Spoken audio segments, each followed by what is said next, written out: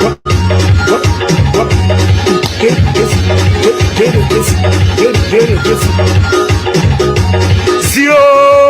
get me by to it.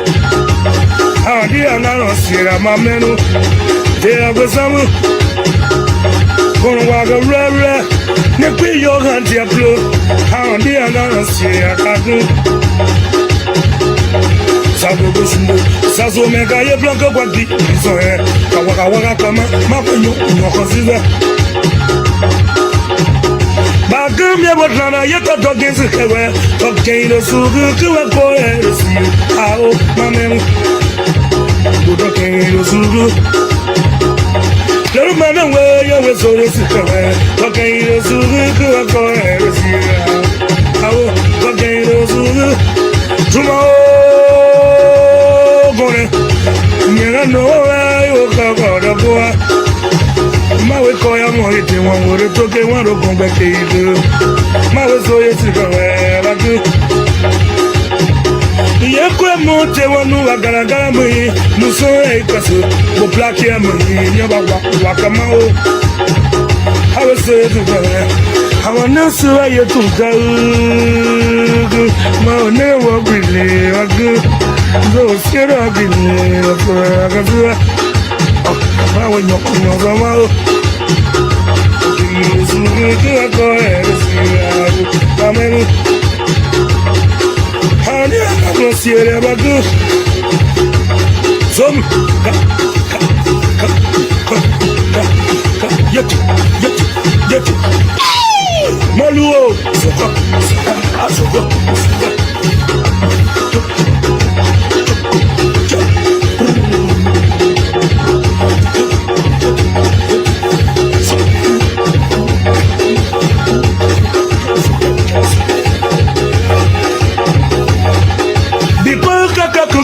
to the no goes a seven. He go not Nazarago. Apaka, you take to me from me. Magawa got it again, go back the water. Magaya, my so ever be a year so to Magasit. Mau gonna me. Black Yammy, Yama, welcome. And I know that you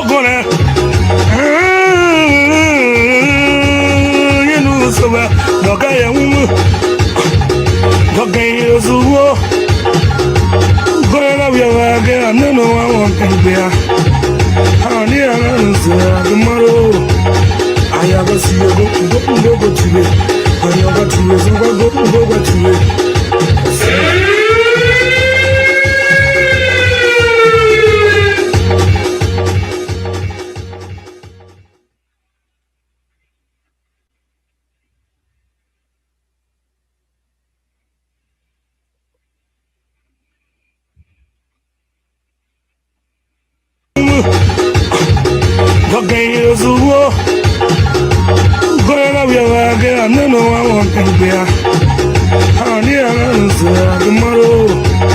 I have a see you go to it. I have a Good evening, folks. Samson told Liberian Public Radio. Want to thank all of you that are coming in tonight. We appreciate you all. Thank you, Archie. Good evening to you as well. Thank you, thank you. We're here again tonight. We said thank all of you. Those of you that are going to be coming on later on, please just share this. All you have to do is click on the share button and share. Excuse me. I even started showing you. I start coughing already.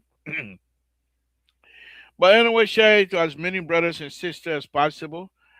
Just give me a minute here. Let me call for water. Um,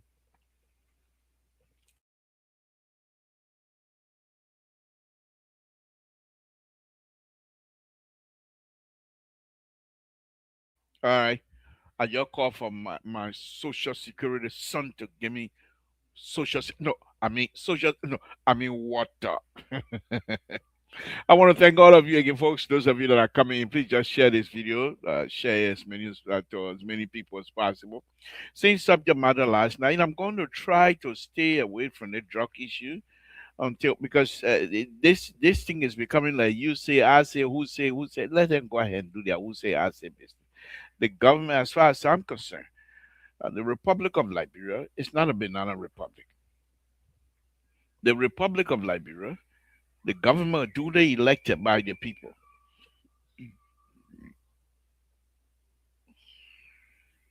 The American come and show again. I'm blacking. American come and show you can't jacklap and show you. He's not your favorite man. I am. I'm making it clear now.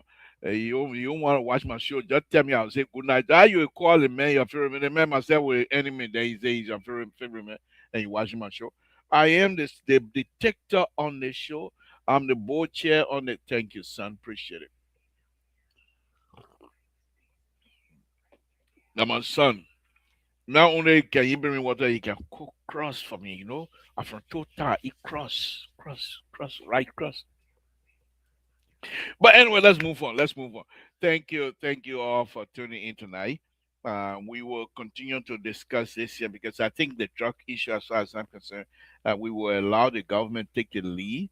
Whatever the government tell us, if the government give us any information, then we can come in and start investigating. We're investigating already, but we can come in to say, okay, the information the government give us compared to the information we have, they are not matching or they are matching. That's how we're gonna do it. So I'm not gonna dwell too much on the drug issue, but let's go ahead and say thank to all of you. Safety, safety. Lord Jesus, we want to thank you again this evening for bringing us together.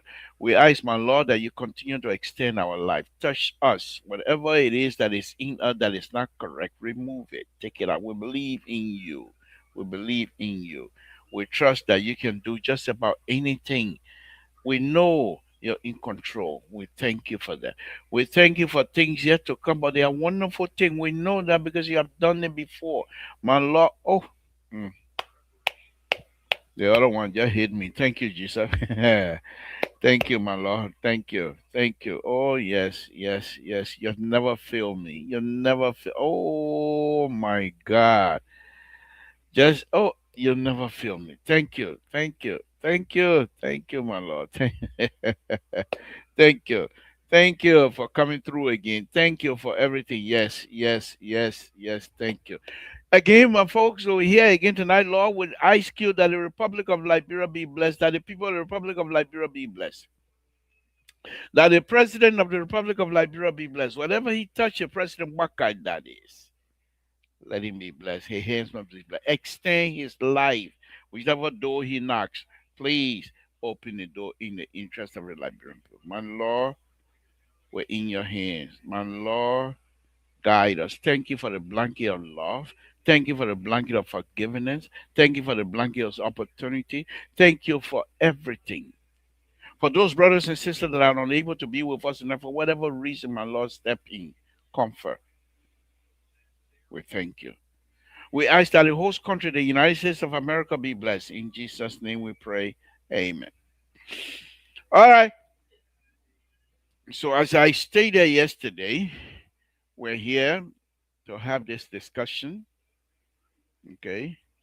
This discussion about why Liberians. And you will say, but Mr. Toll, the issue is not about who and what have you. I agree. I agree. I agree. The issue is deeper than that. The issue has shared responsibility. I agree. And we will speak to that. We will speak to the shared responsibility. It says here Liberian businesses struggles to secure loan from commercial banks because they often lack traditional collateral instrument. I was here last night arguing why is it that Liberian, those brothers and sisters that are in power, this is our country. It has been run by men and women of integrity, I believe. This country has been run by men and women of high integrity, I believe. However, I also believe that there are some among those brothers and sisters that perhaps are falling short in taking the full responsibility of helping our brothers and sisters, of creating wealth in the country. I'm not a financial person, I'm a civil engineer, I'm a roadway engineer, designer, and construction person. And I'm very good at that. Damn good, if I may say so. Very, very, very good. Very good. You don't believe me? Come try me. But it's not about that. I am not. I have not studied financial business or financial. I don't have. I no. Let me take that back. Back in 1983, I attended financial classes. I wanted to be a teller in a bank. And so they have a banking class that we went to how to manage, how to be a teller, that when people bring their how to cash check, how to put in money away, what to do, and all that kind of stuff. I did that, and in fact, I did it so well that I was selected that year to be the keynote speaker. I mean, not a keynote, but to be the commencement speaker during the graduation. We're only there for 3 weeks, and we're graduating. I used to wear my kosu, sweating like hell, no car. I used to walk from place to place. But anyway, so I did that, but I don't remember anything anymore about that. So I have no clue when it comes to money management and what have you. But I do have common sense, and from that, I'm speaking as somebody with common sense. I've been reading. I can read. I still don't have a GED. I'm trying hard to get my GED. That's it. I don't even graduate high school. I'm trying hard to get my GED, and so I don't have higher education. I still reading with understanding with elementary, what have you. But I'll do my best here tonight. I say to you, common sense to create wealth. Now, you can say creating wealth. Yes, the wealth is already there because many of our brothers and sisters, their parents own land. So they left the land with them, but it's only in the interior. But most of the brothers and sisters that are trying to collect, that are trying to borrow money are in Monrea. They got no land there.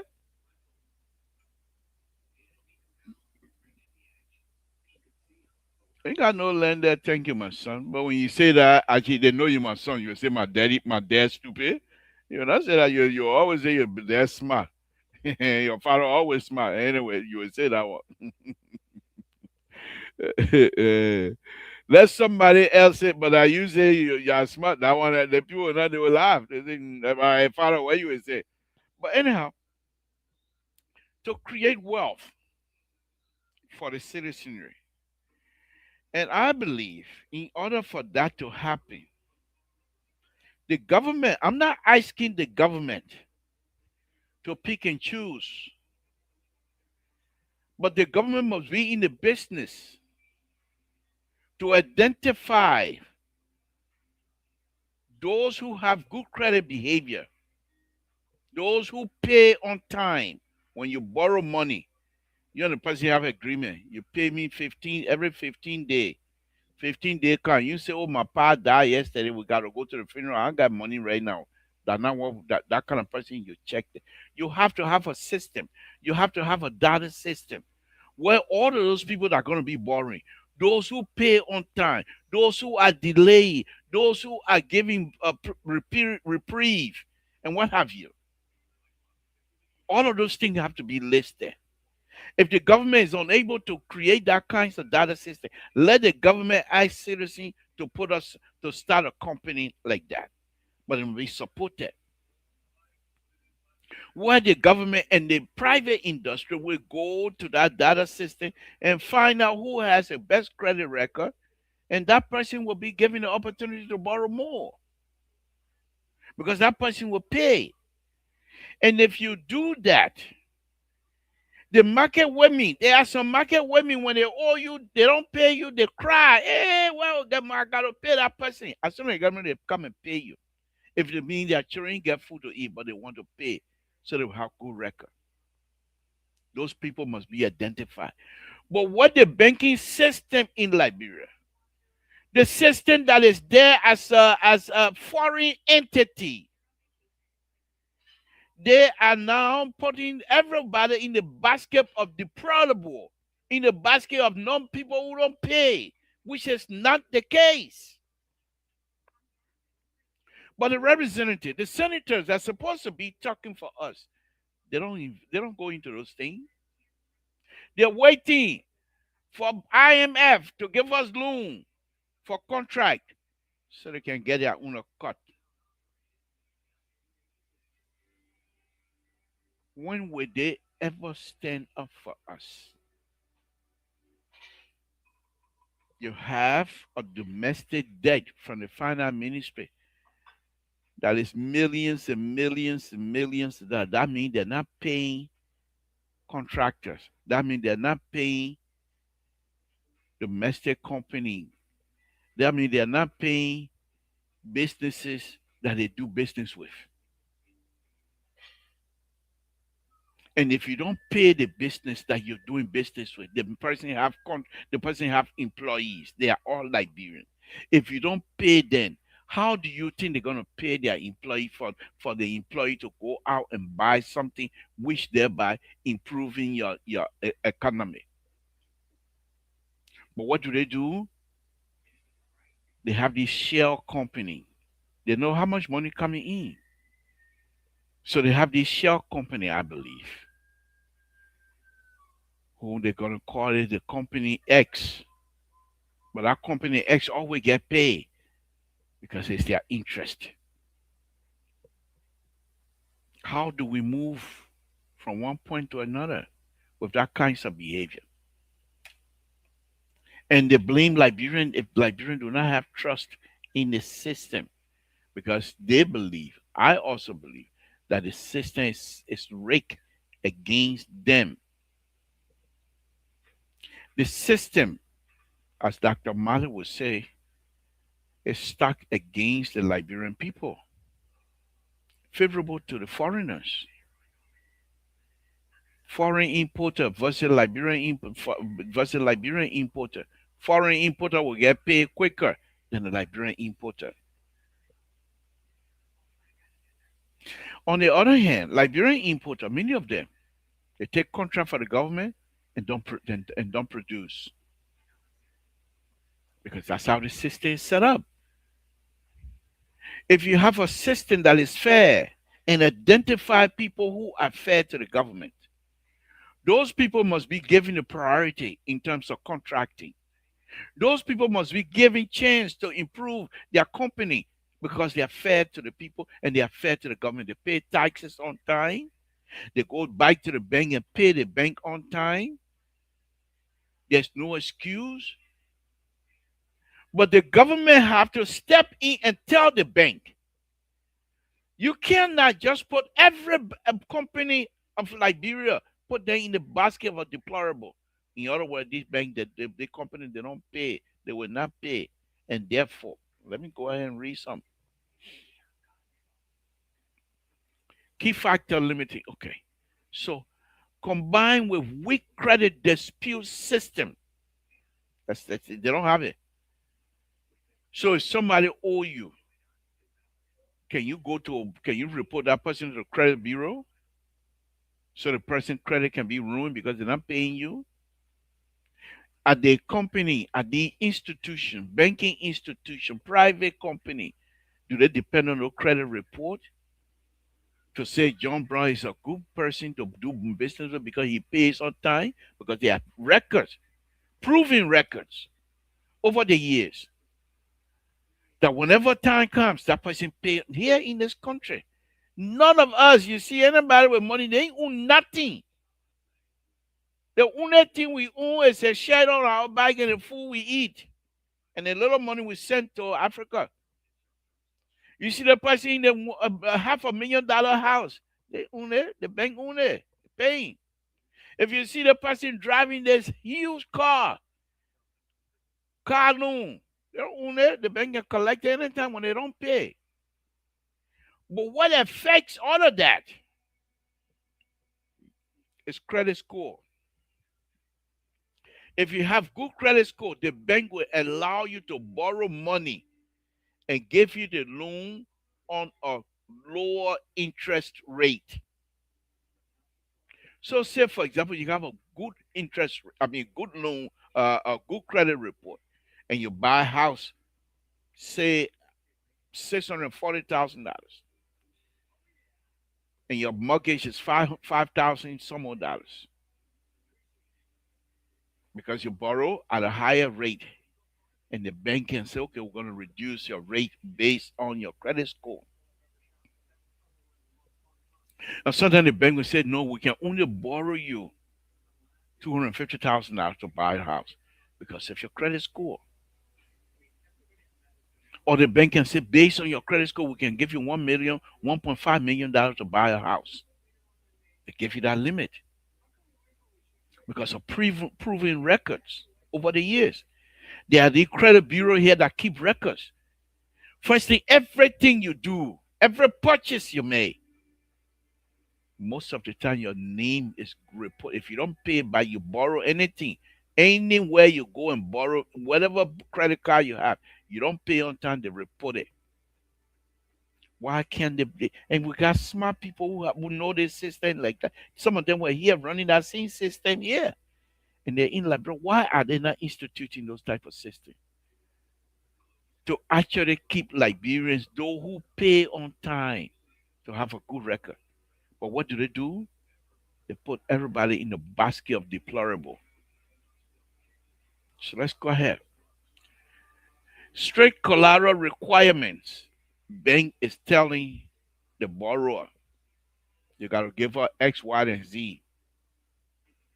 The woman that's selling fish in West Point, she got land to give you land D. The woman that's selling in in the market, do they have land to give you land D? Or she wants to borrow maybe $2,000 so that she can improve her fish business and she will repay you.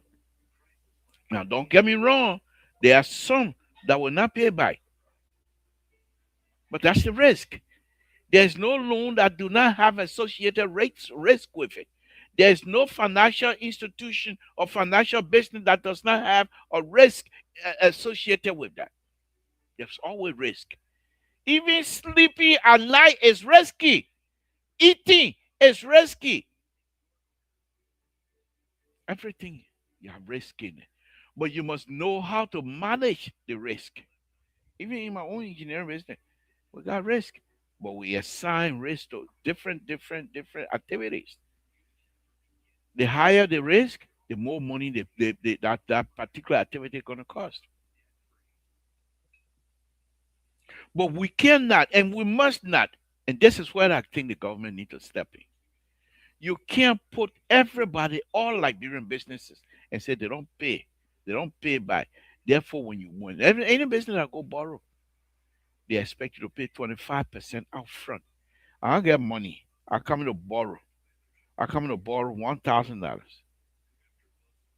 $500, that 50%, 25, $250, that 25%. So if I can borrow 1,000, you automatically get $250 out of there as my 25% down payment. Then what's the other one? I set my budget for $1,000, and you're telling me I can't go anything above $1,000.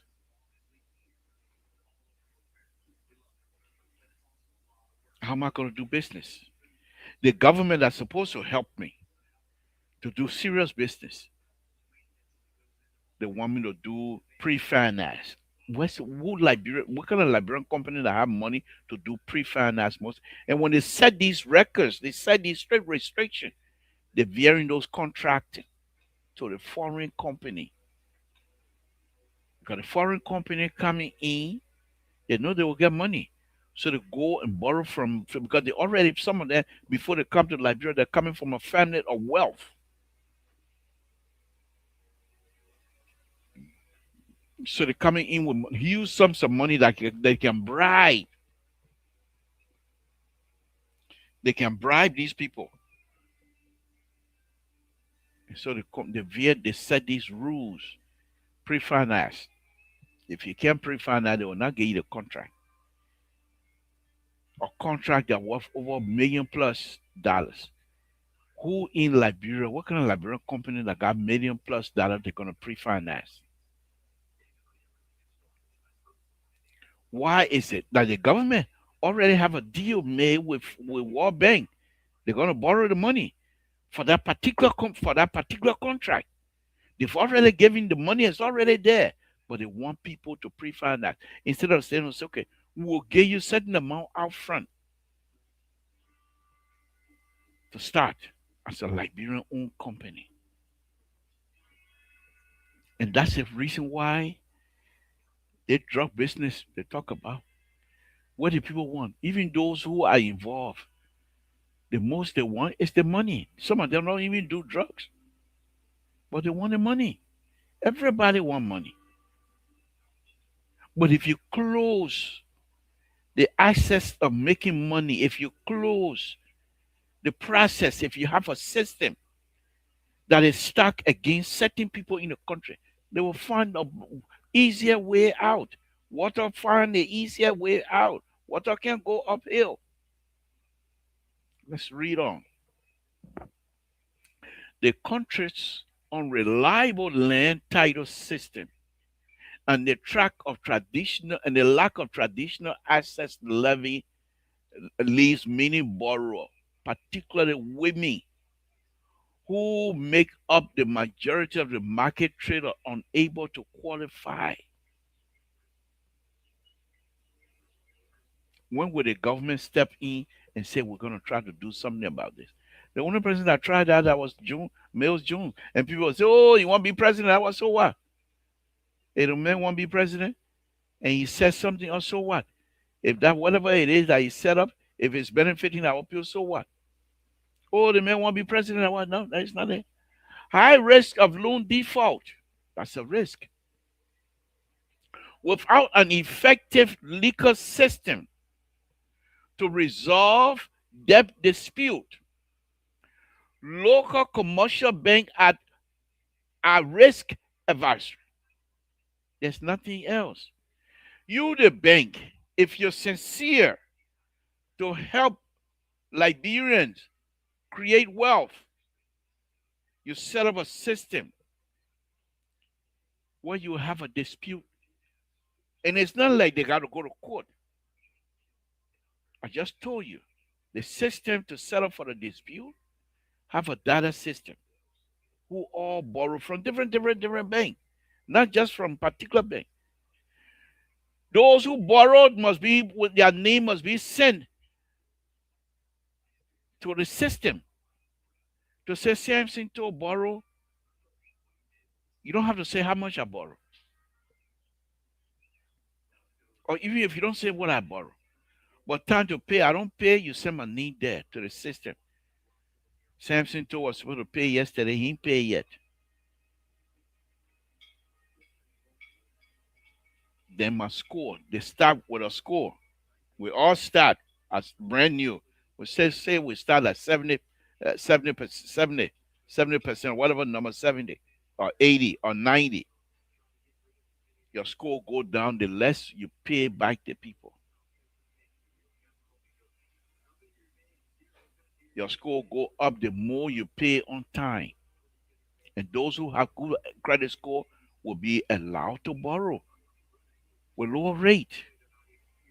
Those who have middle, whatever credit score, but it's not that great, their score, they will be borrowing, but their rate will go up.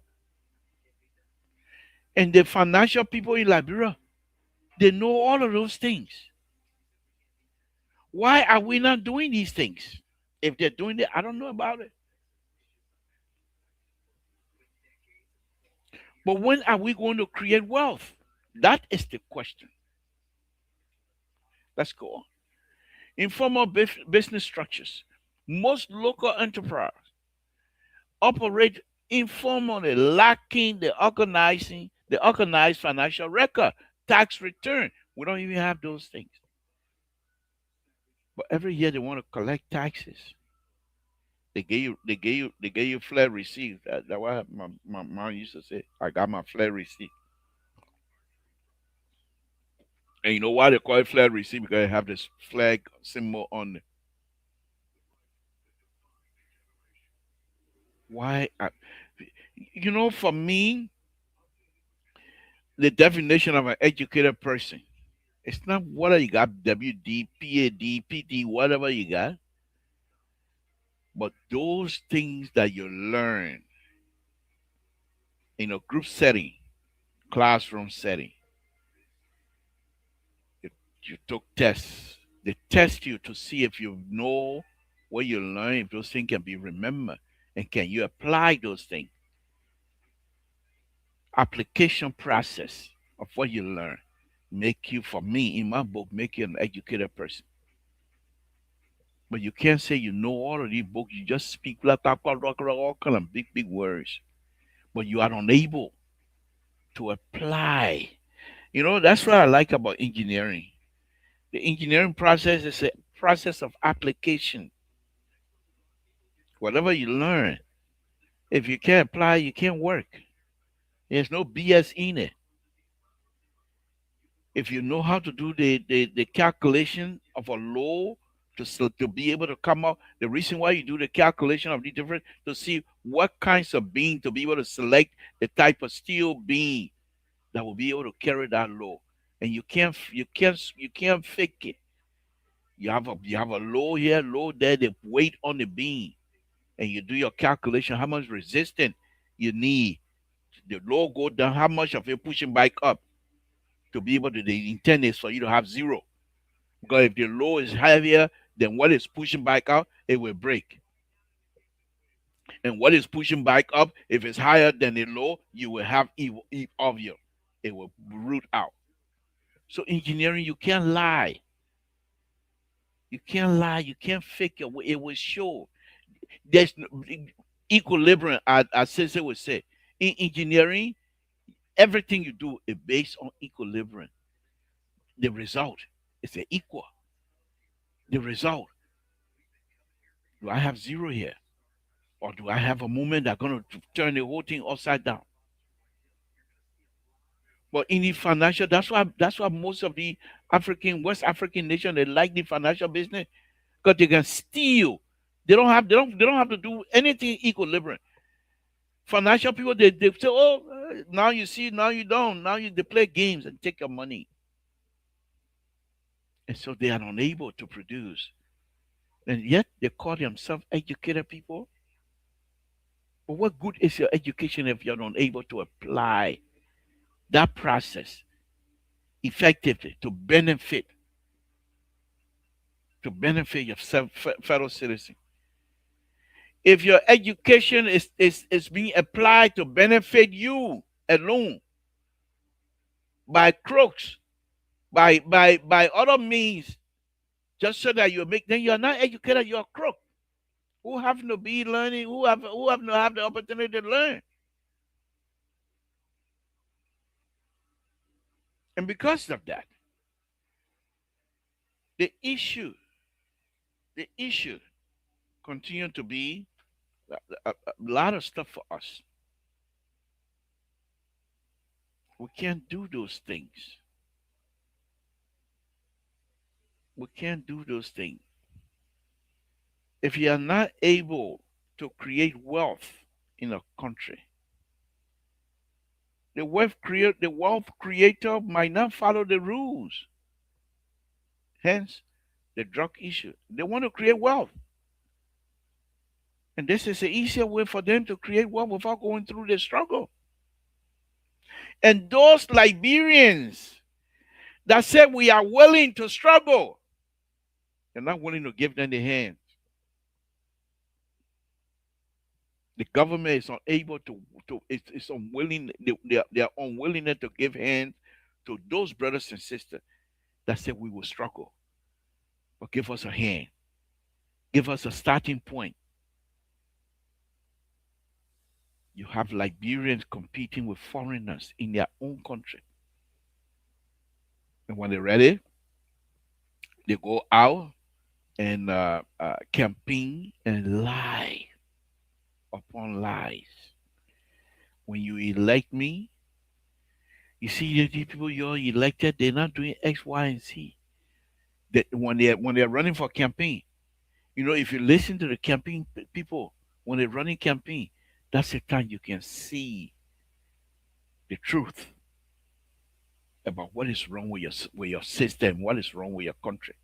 They will come to you and say, "This is the system the people set up, and this is how they run the system to benefit themselves." But when I get there, I will run that system to benefit you. And that's a true statement. A person get there, he following the same route that was used by previous member of their society, and they enrich themselves. What are you gonna do when we come and tell you the vote you got, the voter ID you have? If you work together and find somebody truly, truly who is willing to work, what are you going to work? What are you going to work? Messi share rescue too. You really coming to spot my show here tonight. What are you going to work? Messi share Messi. I want England to beat them tomorrow. What are you coming to work? Messi share. My man. Good evening. Thank you for joining me. Can you hear me? No, you can't hear me. Okay, good thing you hear me. I thought about you, but you hear me. That's good. So, rescue two. Thank you for joining me. So let me go on again. When you have this system, when we come to you, okay, then go in and come by. Go in and come by. Okay, I hear you now. Oh, okay, all right. When we come to you, for example, if I leave from here tomorrow and say I retire, I come to Liberia, the first thing to say I get, I will eat. The first thing to even wherever area that I'm going to stay, I will be fine.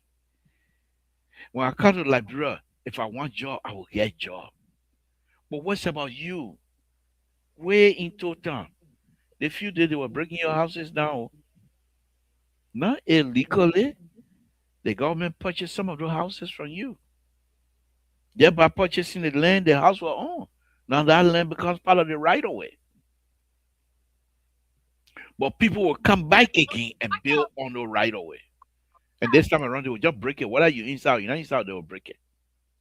When we come and tell you, elect people that will come and be truthful with you, not people who will give you money, instant gratification, and then when that person finish winning, all the other money you're gonna get, he's not coming for you unless election time come here again. When will you graduate from that? When will you get out of that? You vote these people in office and they sit on top of you. You vote these people in office and they sit on top of you. They and their families sit on top of you. And 10 years from now, there are children that they send abroad for education. They will come and also sit on top of your children. When you will learn that, The banking institution in Liberia. I don't say banking institution, not in Sierra Leone, not in Guinea, not in Africa. I said they're working right there in Liberia. And they're refusing to give you loan because you don't got D, land D. But they will rather give. Wait a minute, come dress heavily here tonight. Welcome, isn't here? He coming to give you harder again now. The way he dressed like they are, I don't think cooperation come you. But I will see. We will see. We will see. Dr. Mario, good evening. Thank you for joining. Okay. So they made the banking institution in Liberia. But before they come, they now grease somebody pound. So whether they get you loan, they get you loan, they will stay there. And the thing that really get to me, they refuse to get a woman that's selling in Baker Market. They refuse to give her loan. But when that woman collect her 2 cents, 3 cents, she want to put in the bank, she go to that same bank. That same bank take that money and loan it out to foreign entity to do business in Liberia. When are we going to get out of these things? Is it not about time that you find someone who will work in your interest?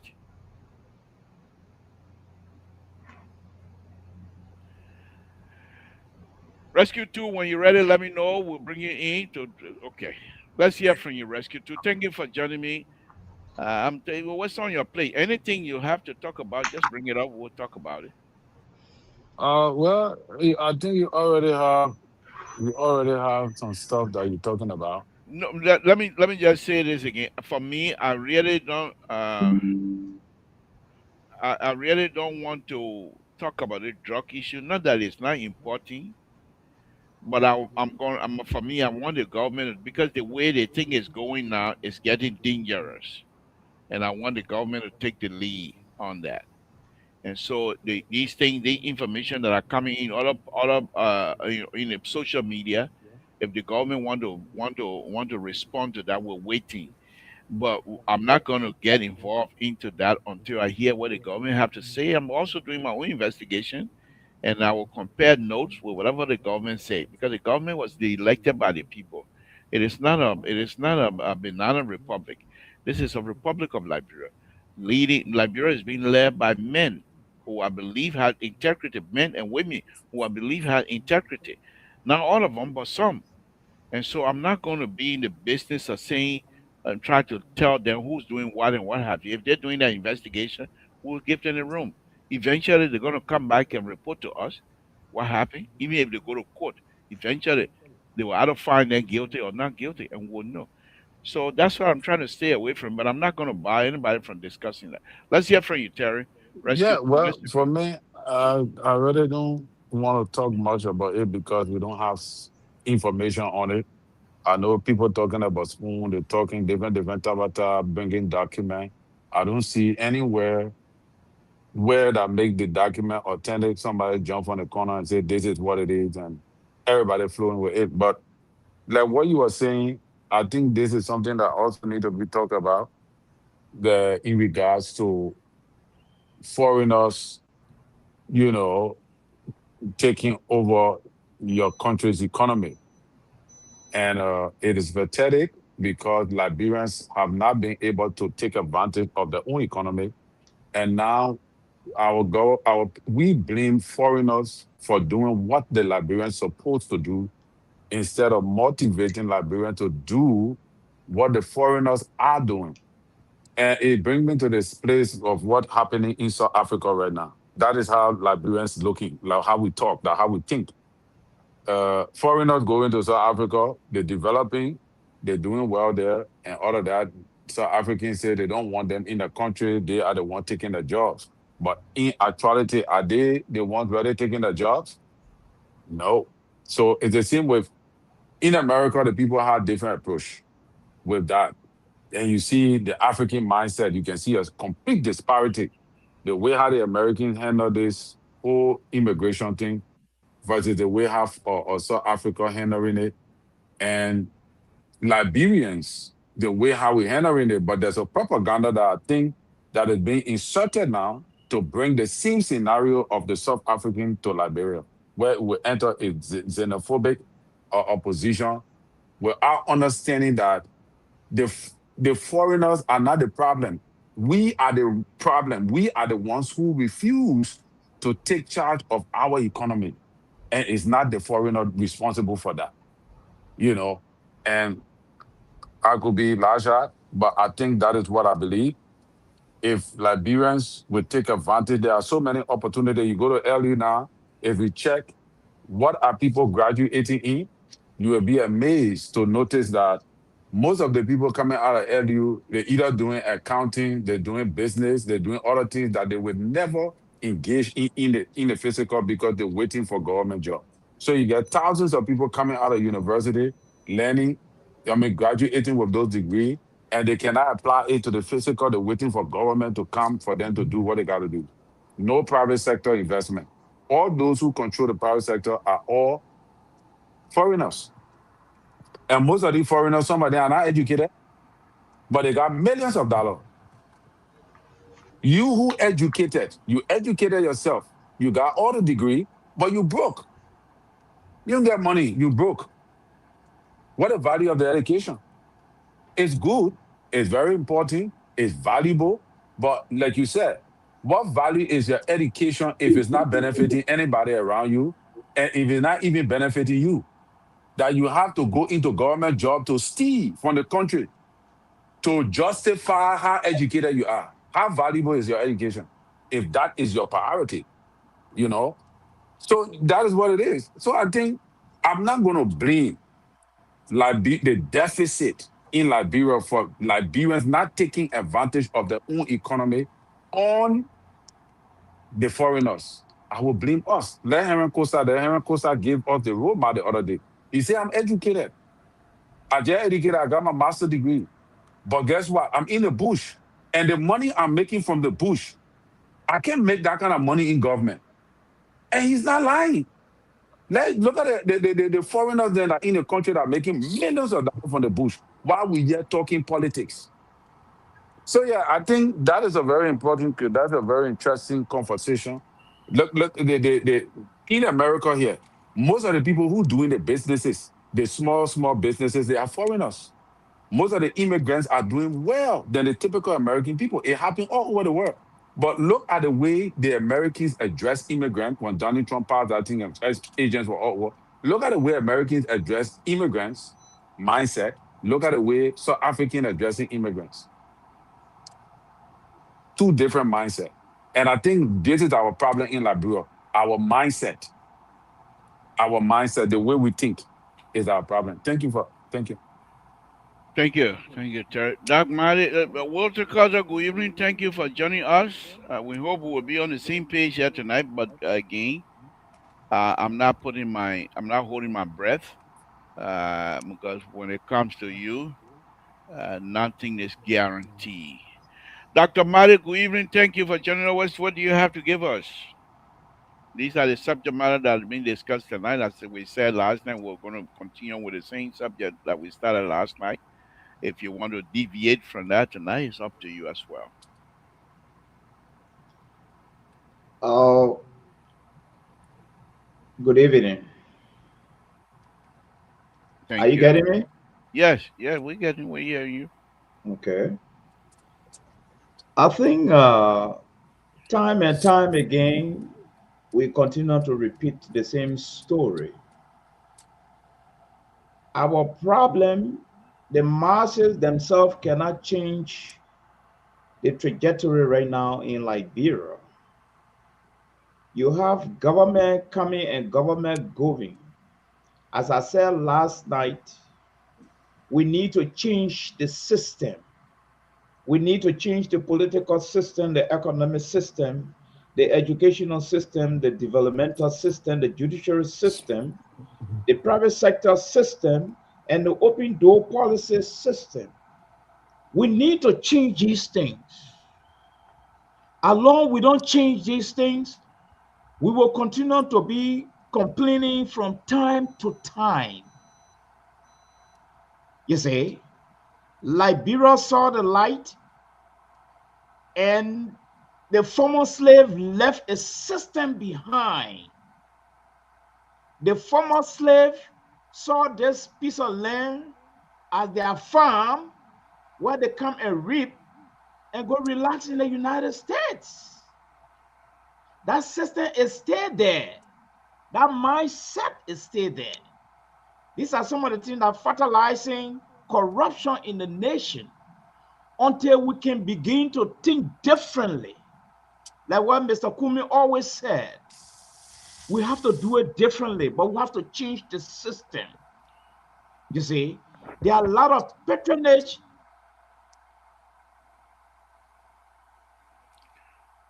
Dr. Male, your system starting again tonight.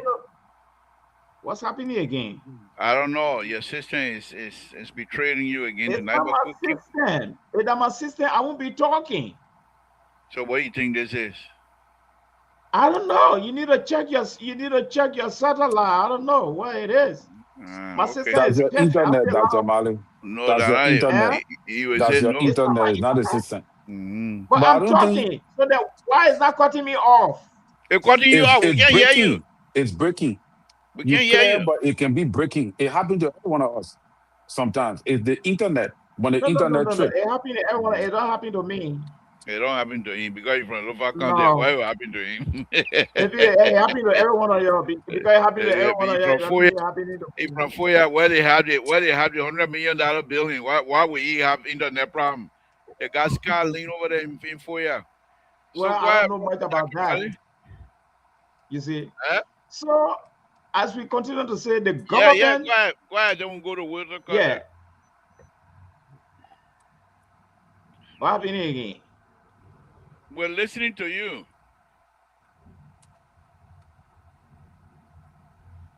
All right, Walter Carter, let's hear from you. Dr. Mali, go in and come back if you don't mind. Thank you, Libro. Hi to you're Terry. Stuck again. You're stuck again, Dr. Mali. All right. Go ahead, Walter Carter. Hi, Terry. Dr. Mali, who been in and out. I think the fluctuation in the internet.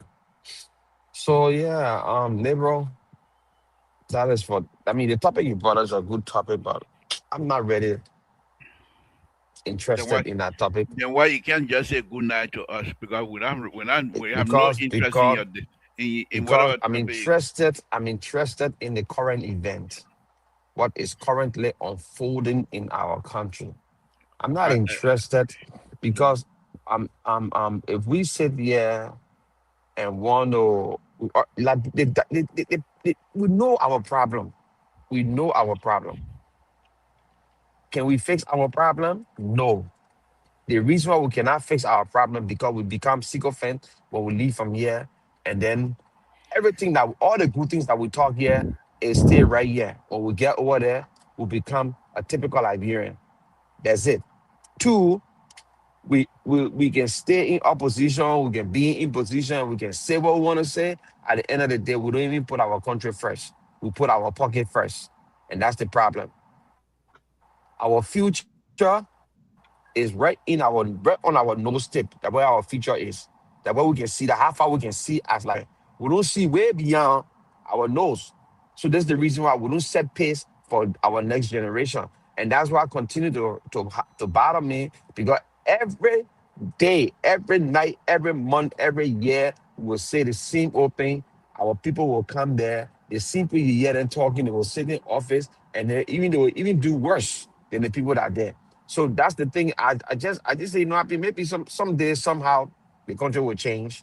Maybe if they allow the vast majority of Liberians that are in the diaspora, maybe that deciding they want to return home, or their children, or whatever, maybe things will change one day for that country. But until then, let's discuss the current event. Because if you look at it liberal, Dr. Mali says something. Who can set the pace for change? The government in authority, not the people. When the government set that pace, the people follow. That's why they got law. Who implements the law in the country? The government. You have to enforce the law so that people follow. The government says we should go to school. Our children go to school.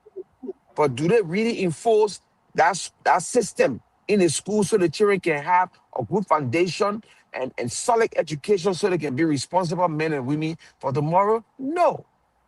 You said go to school, but you don't provide the environment for the poor to go to school and learn. We got makeshift schools. You understand? You said, oh, Liberian crying. We cannot be the foreigner are controlling our economy. You go to Liberia now, import your goods from wherever you import your goods from. The Liberian government got a code that they will suppress you financially. You spending your own money, you go to ask bank for no money.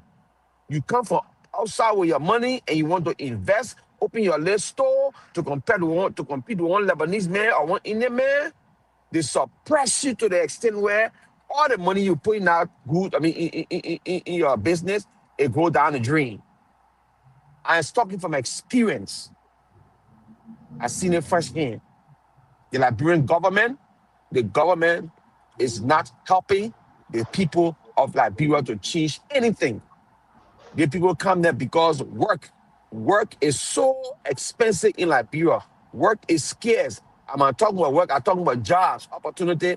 They are so scarce in Liberia. So people who take government job, they protect it with everything they have, even to the extent where they suppress the common man. And that's the problem we have in our society. They suppress the common people. And at the end of the day, it becomes detrimental to themselves. Because now, if you suppress people so long, what will happen? You build all your mansion, and when people get vexed, they revert into crisis, they destroy your place, and everybody go back to square one, and we start picking up again from there. And that's the sad thing about it.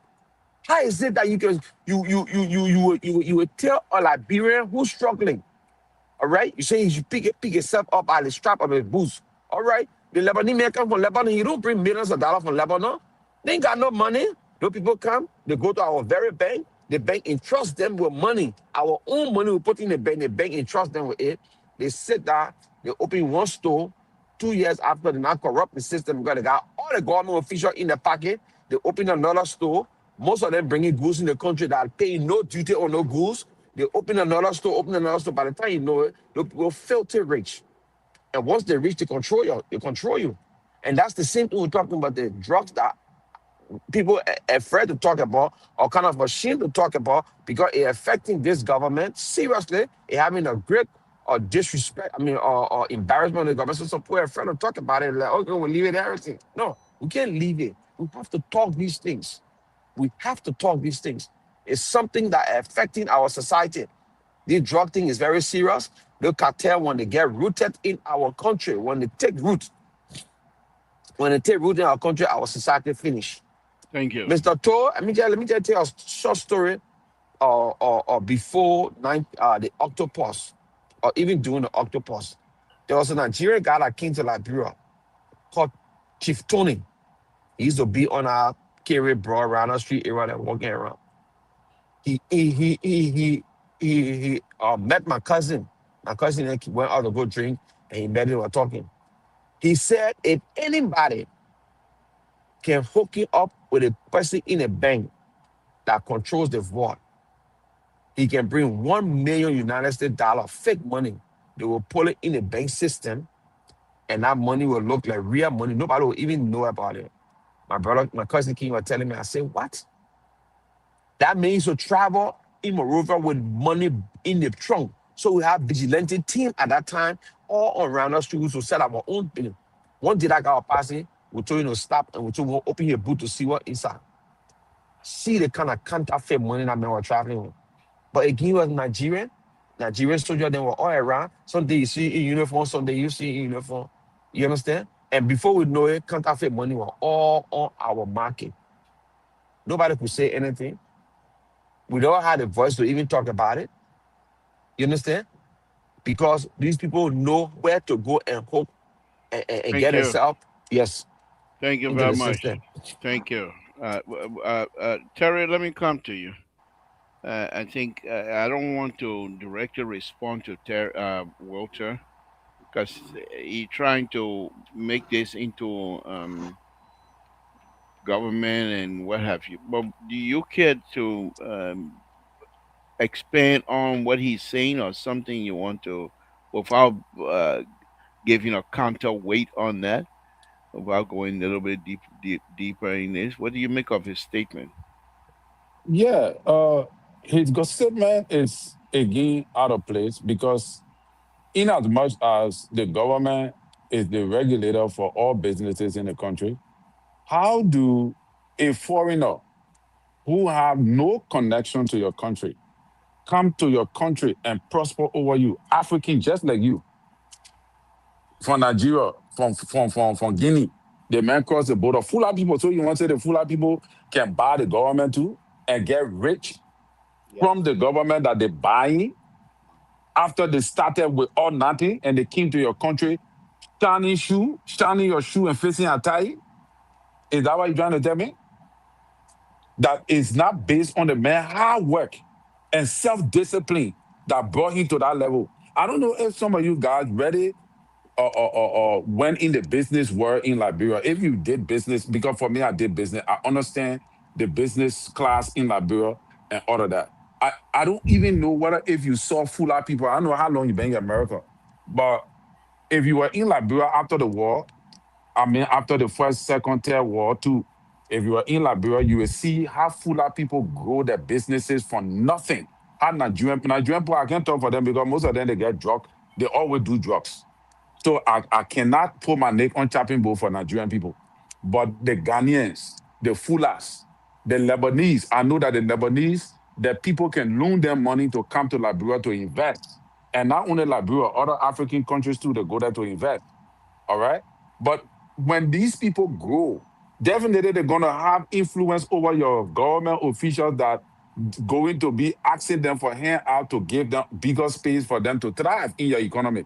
But don't say that if the man can come with all nothing to your country and start from nothing and grow himself and grow his business up to the level, then he say that the government made him to be that way. No, that's not the government. That hard work. That hard work. I know full of people that came to Liberia. These people were sleeping in the shop. This guy used to sleep in the shop, he used to shine shoe. We used to go to him to buy tea, laugh at them. After 2 years, the man started, the man built the shop, not even for him. The spot is rented. He built a concrete structure there, small little place. After another 2 years, he went and got married. He came back, opened the whole business up. When we go look, the man started having shops connected all over Logan Town. He started building different mini shops. When we go look, people in the community started going to this man to credit money. We ourselves used to go to credit for him. But these are the people we laugh at because we feel that the businesses they're doing is low standard to us, to Liberian person. You ask the Liberian person now, they say, oh, that man riding motorbike, man. That man, me, when I used to ride motorbike, people who knew me and knew the family I came from, they were shocked when they saw me riding motorbike, but they did not know how much I used to make per day. They didn't know that I was surviving, paying my rent, living in a decent apartment from motorcycle riding. But they would tell you, oh, that man a motorbike rider. So this is the reason why we're suffering. And that is why you saw Henry Costa were talking. When you go in the bush to go do your go business, they say, oh, that man, that footy man, the man in the bush. So it's the mindset of the Liberian man. It's not just for it's not the government supposed to do this. You'll be waiting for the government to come to do something for you when you are a grown up. And that is a Liberian mentality. We grew up all our life. We've been depending on America. America should bring this. America should get this. America should do this. That's have been our mindset. So that mindset now is ingrained in us that everything the government should do it before we do it. That's the reason why we're still suffering. It's the reason why we're still suffering, your labor. Everything the government has to do it before you do it. Then you wonder why there is a serious stagnation in the society. It's because we're waiting for the government to do it. Then we blame the foreigners for taking over, for investing, for growing their businesses and multiplying. We blame the government and we blame the foreigner. We say that the government making the foreigner to prosper. Can you imagine that in your own country, the government is making the foreigner to prosper? A man who came with his pocket empty. He didn't have fasting. He was laying down on the floor. That the government started giving him money for him to prosper. Thank you. Yeah. Dr. Mali, I think this Yes. conversation perhaps will take a diversion process here tonight and very quickly because I just read what you wrote. So let's hear from you. Dr. Mali, can you hear me? I'm hearing you. Are you Okay, hearing let's hear me? from you. Yes, let's hear from you. Yeah, you are clear. Are you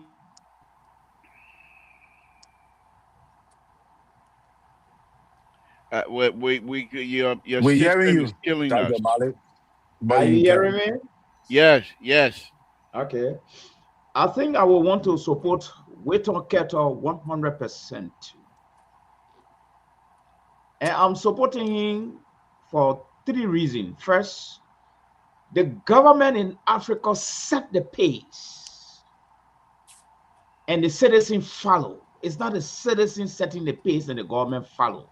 What the president says, that's final in Africa. Okay, let's go back to the issue of the Fulanese, the men of God just brought in. In the first place, if you have a government that will put in place policy and I someone who just come into the country, you walking in my country, you swinging your hand, in the first place, what you coming to do? What are you bringing for my people to benefit? Then we have to review the immigration policy. And that is the role of government. If you just come into that place swinging your hands and can't start shining shoes, the government should stop you. A policy should be in place to stop you and encourage young Liberians to start polishing shoes and start selling. Create the condition for that. So the issue of the open door policy that was introduced by Todman, these are the poison the leader left behind. So what we see here, we have to change the system. We need to investigate our immigration policy. If possible, the show me your paper policy should be introduced. What are you doing in this country? Did you bring any investment? Or are you just swinging around? If you just come, you just swinging around, you go back to your country and swing around, right? So if you come in and you want to be shining shoe to get money and open a shop, the policy should stop you, and we encourage our young Liberian to polish shoe, and we enable them to move forward. So the government is responsible for making a lot of people rich in our country because we have weak policy, because we're running a weak society, and these are things we inherited since 1847. It's about time we shut the door on the type of system and come up with a very new system. Thank you. Walter Carter, Yep. Dr. Mali said he supports you wholeheartedly and he wants to shut the door on the immigration policy, shut down, and restart. What say you, sir? Mr. Mali said it all right, right? But I listen to my brother Terry. I am not saying that people enter your country will strive from way beginning. No, they got Liberians too who doing the same thing. They got Liberians who are doing the same thing. Liberians who are going to the bush buying firecoal bags by the hundreds to sell. Liberians, who going up country, bringing pepper bag. You see the poor at red light. They bring in bag, they throw in their lap on it, they sit in the hot sun. They sell. Liberians are not lazy people, all right? But what system is there to increase the people or little business activity so they can take them to another level? What system is there? The people in the market suppress the marketeers. The authorities suppress the marketeers. They have no enabling environment to help the people. After you collect money from market to clean the market, the people still selling unfilled. And then you tell me the government is not responsible after the government put that policy in place to collect hundreds of millions of dollars from marketeers to clean the environment so they can sell, and the trash are still there.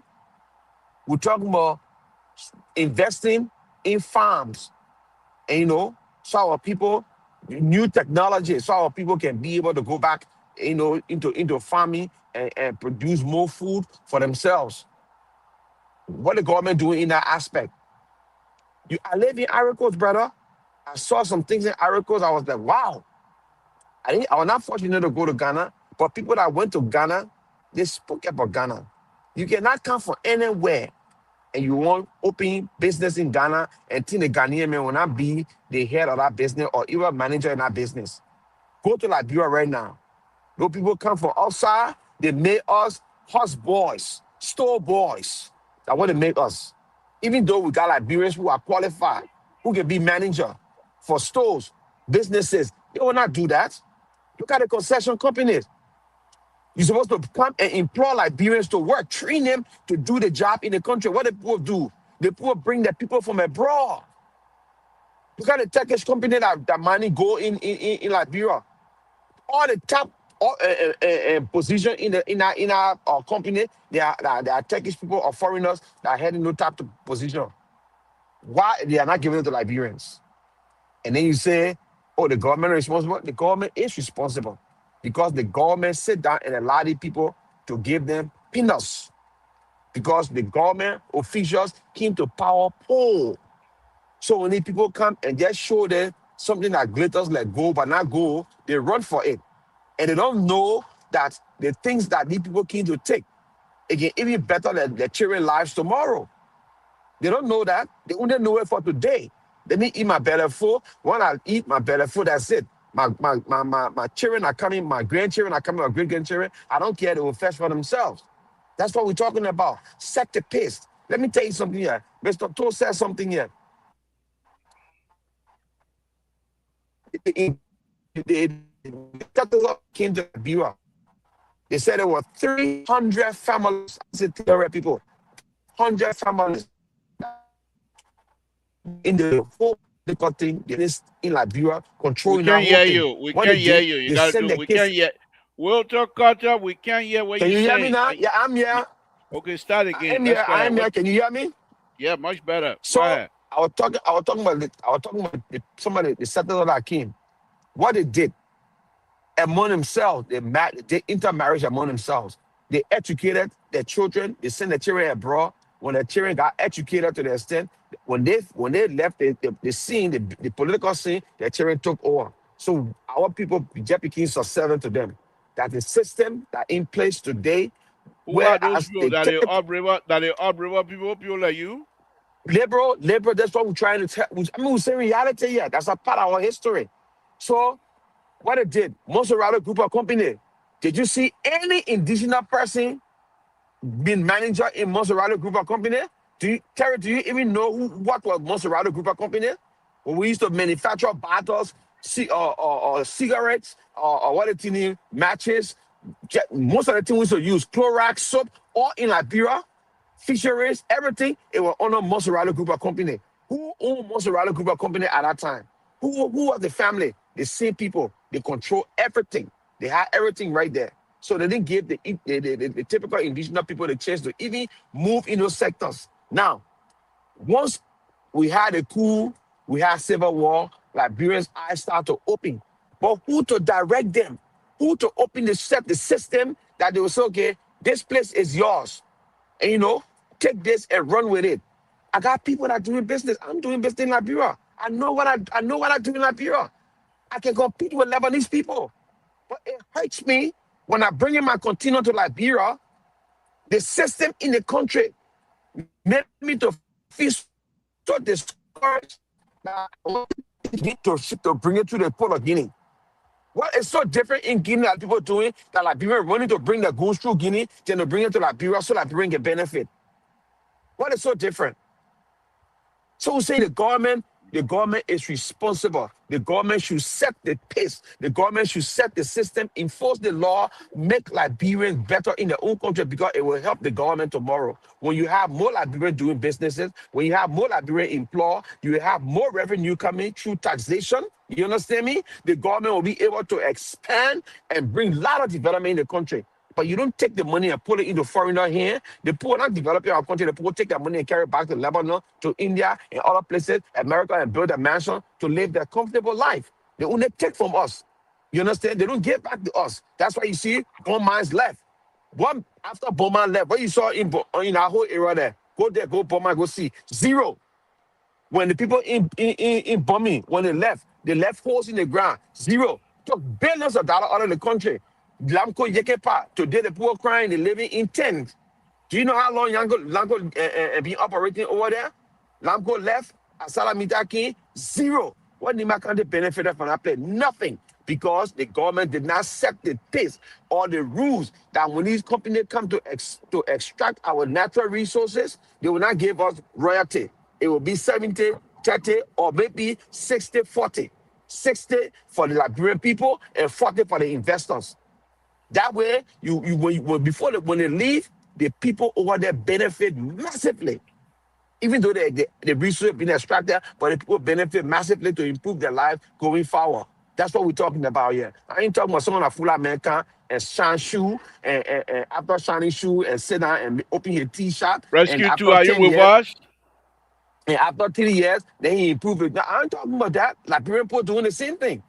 All And right. I'm talking about on a bigger scale. All right. Thank you. Thank you. Again, folks, Samson told Labrador Public, we're going to be opening the line here very shortly, but let's spike the conversation a little bit, Terry. Let me come to you here, um, and I'll put this one up so that if you can read it, that's fine. I'll read it anyhow, but I just want to know if you can see it. So it says here, Liberia businesses struggle to secure loan from commercial banks because they often lack traditional collateral, such as formal land titles, combined with weak credit dispute system, unreliable financial history, and a largely informal workforce. Bank find lending, bank find lending to local entrepreneurs too risky.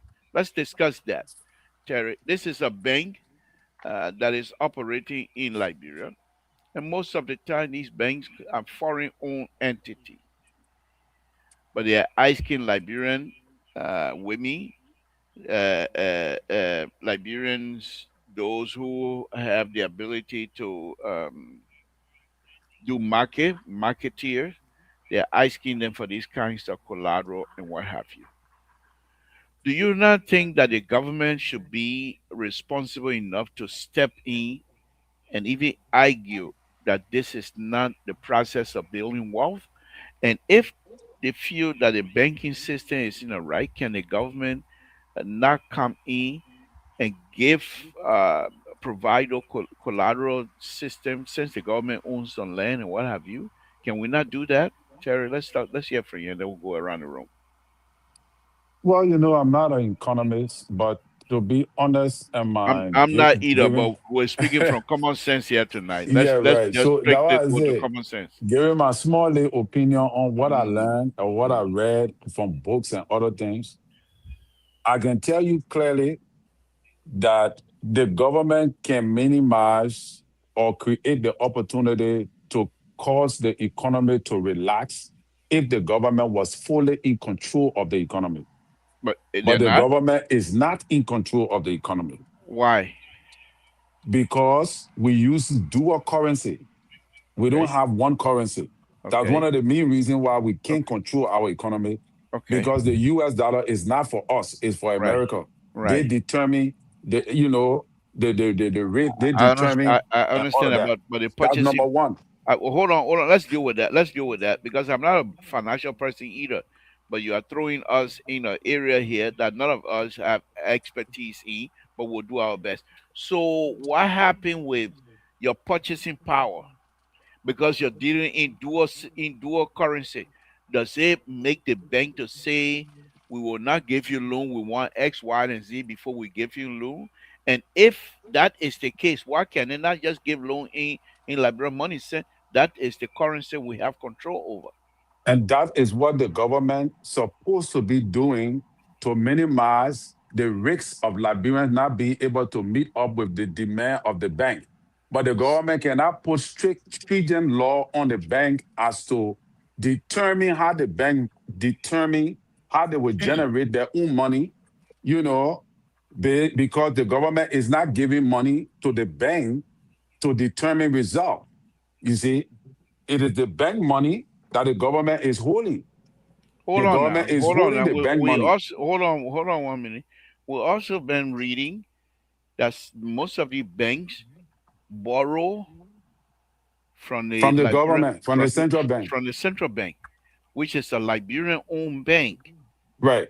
And when they borrow the money to the banks, is it not the way now to say if you're going to borrow money from us, we expect that the money you're going Interest. to borrow, the interest or whatever it is, I'm not even talking interest, but we expect that the money you're going to loan out, that the loan process benefit Liberians the most They and not cannot say foreigners. that Why not?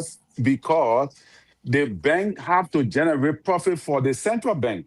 Because you borrowing money from me, I'm going to get profit on that money. So how will I tell you how to determine who you give your money to when you expect profit from me? So I'm supposed to be able to your own responsibility is to give me the money. I'm supposed to be able to target the businesses or the business owners that I know that when I give my money to, they will pay me back to. So I will get my money out. let's hold you right there then. So you're saying the central bank should not have interest in the wealth building process in Liberia. Because what The- you're suggesting, hold on, what you're suggesting is what I've been arguing here, and that is the bank will loan to those who have the ability to pay, and 95% of the time are foreign owned entity. Agree? yeah, Agree? Okay. yeah. So then what happened to the Liberian business system? That is why these guys. That is why we need to listen to the central bank when they come on to explain why Liberian businesses are struggling Okay. and why Liberians are not able. Why the banks are not loaning Liberian money. The central bank guys came on the last time they were on OKF and they explained to us that the central bank and these banks have money in store in the central bank that's supposed to be given to Liberian businesses, but Liberians are not paying back the loan. So because of that, those monies are stacking because the banks are afraid to give the money before they lose.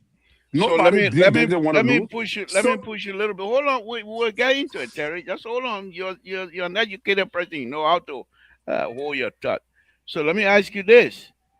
So if the bank are afraid of risk of losing money, so from time to time now, up to now, Liberian because of their fear, therefore Liberians should be shielded out or blocked out of the system.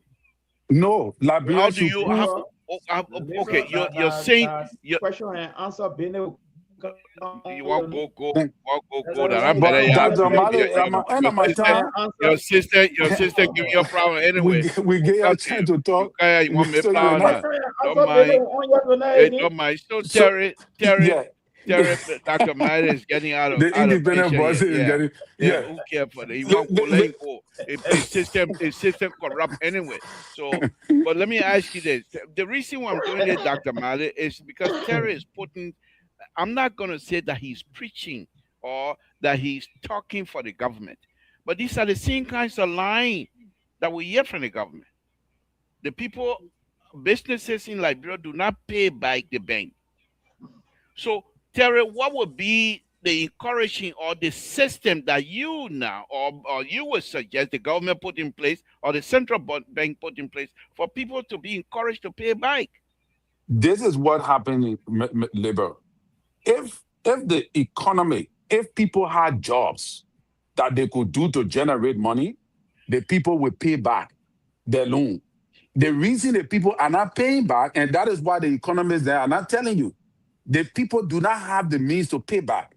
The businesses in Liberia, those who do Liberian own businesses, and they are not importing goods from abroad, when you take loan from the bank, how you going to pay back when you don't have the means to buy when your business not running? Like I was saying the other day, most of those guys, those BB guys in the government, they're buying building materials from outside the country. They're importing those things. So if the man who's selling building material, how will he, the man who's selling furniture made by Liberian how will he sell his furniture when you go into the Lebanese man's store?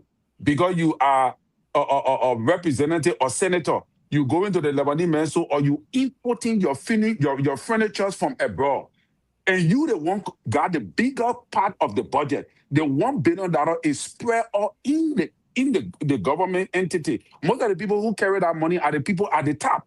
But where do they spend that money? They do not spend that money, half of that money in the economy, they spend it outside. So the business people in Liberia are not getting the money that they're supposed to get in order for them to pay back the loan. So the government need to create the opportunity. That is the reason why jobs creation is very important. And this government has failed to do that. Once you can create the jobs, you will be able to pay back the loan, and then that money will be flow. The economy will start to grow. And then you will not have the kind of problem that people talking up and down. Even though I wanted to talk about some of the Tabata Keto coming to compare Ghana with Liberia, it's called Tabata. One of the reasons why Ghana is thriving is because Ghana population is over 35 million people. You can compare it to Liberia, and Ghana have not been through war. Ghana has had a successful democratic process for decades. All right, for decades. And the Ghanaians are patriotic. They were trained to be patriotic from birth. Liberians are not trained to be patriotic. We are not patriotic people. Thank you. Thank you.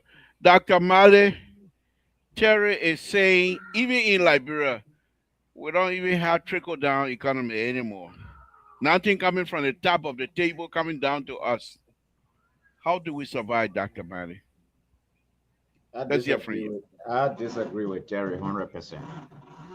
So when we are in power, I come in now. I don't want. Terry, let him talk. Let him talk. Yeah, go ahead. You already said this government is not generating jobs for the citizenry for which the economic should flourish. Well, I disagree with that. Let's get back to the issue. You say you will still try to agree with I and Keto that the government need to set the pace. If people are borrowing money, they're not paying back. You as a government, what policy are you putting in place? What policy are you putting in place? You can be complaining. What policy have you put in place that people are getting money and they're not paying back? That one thing.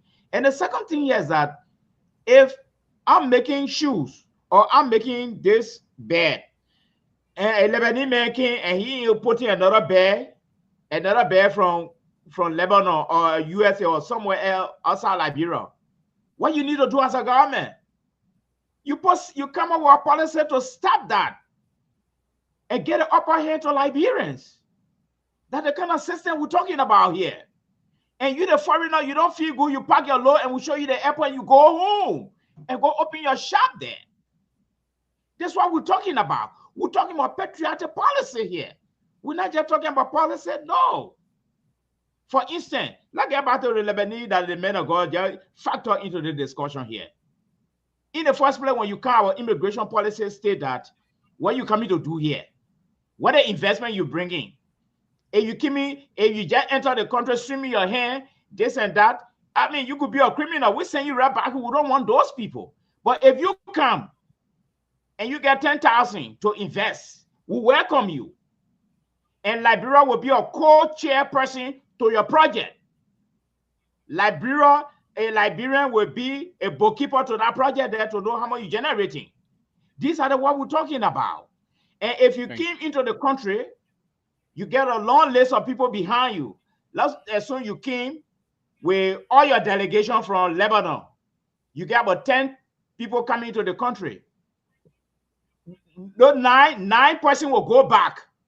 You who brought the money will allow you into the country to open the business, and you must employ Liberians, and we'll tell you who to employ. You're not going to do it yourself. No, we'll tell you that one of the Liberians will be a co-owner to this business, and a bookkeeper will be in our shop who will get account, everything you're selling, and will make sure that you put the money in a bank. You're not going to put the money under your bed. That's what we are talking about. And Thank you, besides Doc. that, we will bring in the immigration factor. No foreigner will be employed in Liberia except where there are no qualified Liberians. And we'll enforce that. Yeah, we'll enforce that. And besides that, foreigner entering the country, you must declare your assets. You know, Liberia is not a safari play where you just go turn around and you get a shop going. All Fulanese should employ one Liberian in their shop. Every single Fulani should employ one Liberian in their shop, so Liberian people will benefit from that shop you're running. This is the new Liberia we're talking about. You see?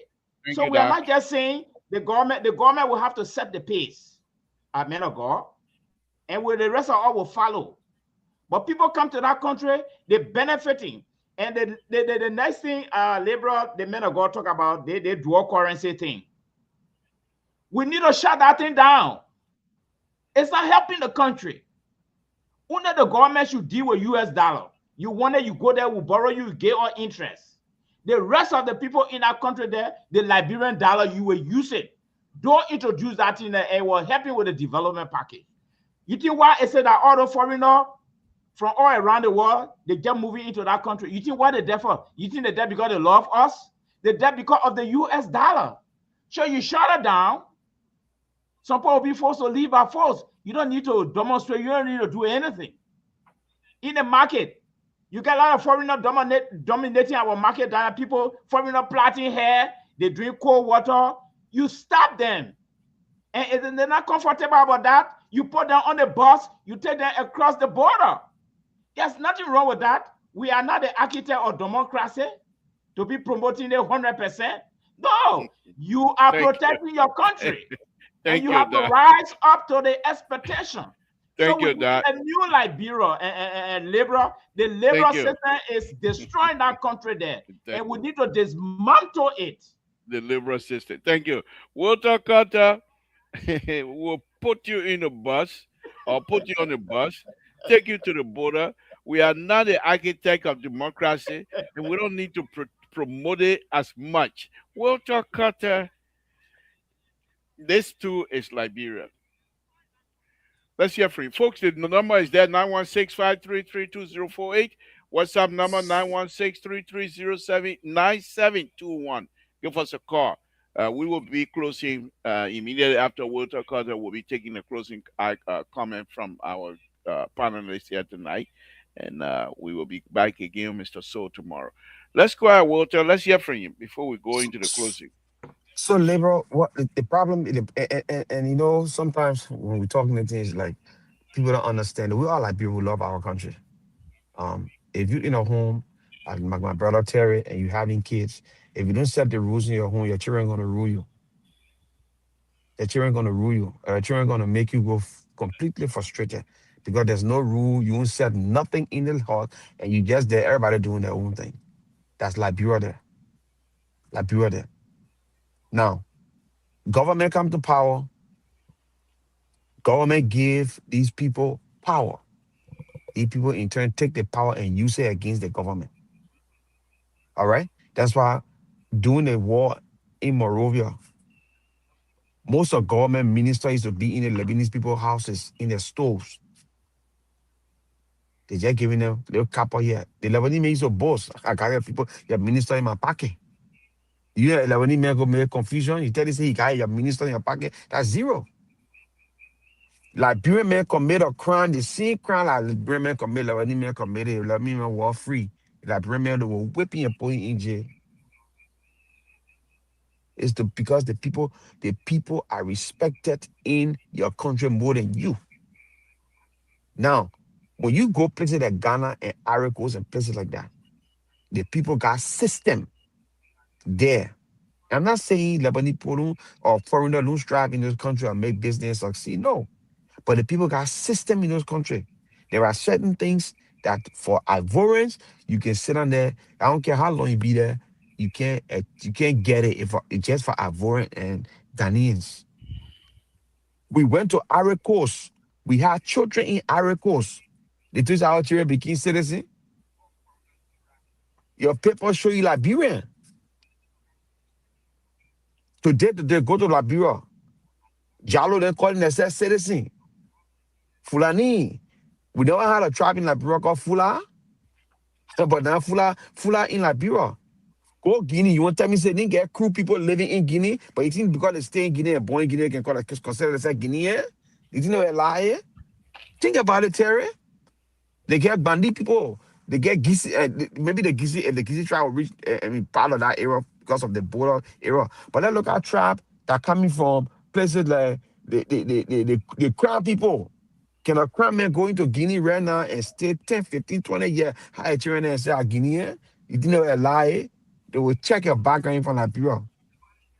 They will check your background from Liberia. If you're not Guinean, but in Liberia, the fuller man will come. After spending 20 years in Liberia, he become Liberia because we lay back. And then he can dominate. He can buy land. He can own land. He ain't bring nothing Liberia, but he can because our policy is so relaxed. The government don't care about the citizen. My friends that live in Ghana, they say you couldn't even go on the People River to fishing. To fishing in Ghana, you couldn't go there. But today, going in West Point, who control our fishing industry in West Point? Ashanti, Fanti people on the sea, bringing fish, selling it in US dollar, not going government covers. That just when we are king, when I lady king, Emma Glasgow, and they were trying to do the whole fishery thing, they start going to the places, giving the people nets and things, and taxing them. When they bring fish, the government will take certain amount of money from the people. But the people who are making serious US dollar, they will take it, put in the kingdom, and go right out of Ghana with it. Because the government never set the pace. That's what we're talking about. Yeah, you have to set the pace, cause now you go look at in a state of Freeport of Liberia. Terry, you and myself, there's some businesses that I know that I've been part of, I've been doing for a while now. Ordering stuff from China. I sit right here, I brush my teeth from China. I'm talking about Dugafle goods there. Brand new goods, put it on container, 40 foot, 20 foot. No problem from China to ship it to Liberia. They tell you your money, the price you pay it, they put your thing on the ship, boom. By the time it get between Liberia and China in that era, the whole bureaucracy changed. They stealing here, they holding another person $150 just for minister to sign. The deputy got to carry it to him. Before that deputy carry that paper, that $25, you got to get the deputy. He go in the government covers. Before the minister even sign that paper, you got to put another $50 on his Well, door before you put your signature on it. Yes. just hold on right there. Let me take the call here. Liberia Paul Reader, what's your name? Where you're calling from? What's on your mind? How you doing, Mr. Toll? You know my name, so stop pretending. I know you think I ain't got nothing to say on this topic. Liberian politics on current event in Liberia today. We can't hear you too clear, Lira. What do you mean? You can't hear you too clear? They say they can't hear you. You can hear me now? Yeah. No.